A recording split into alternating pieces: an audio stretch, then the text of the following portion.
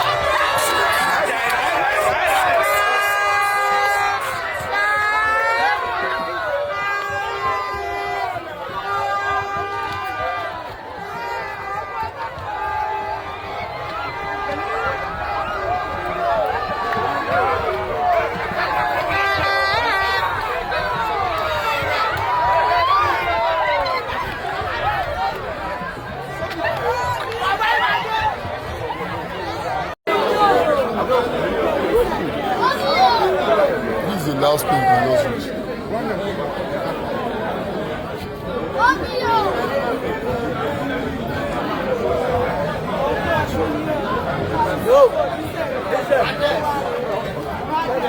There's no entrance here.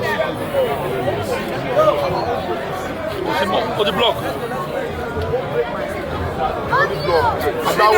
Adawo.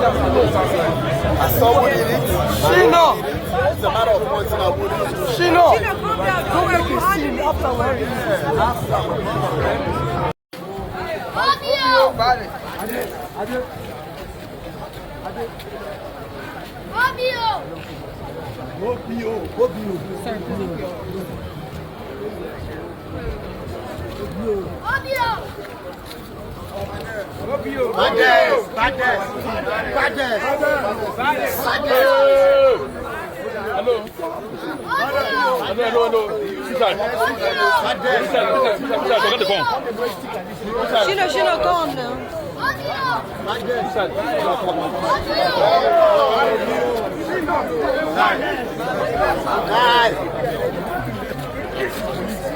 Because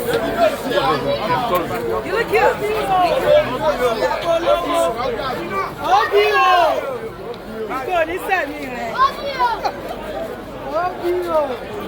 Shino, we suck after.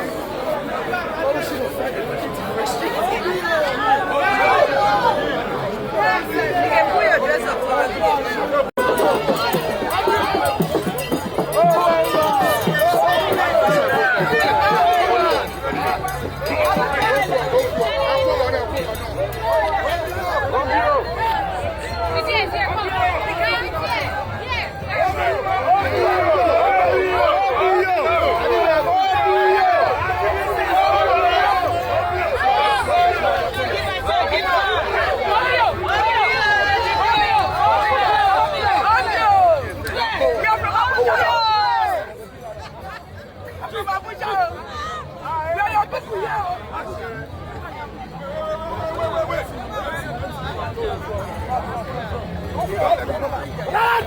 Juju.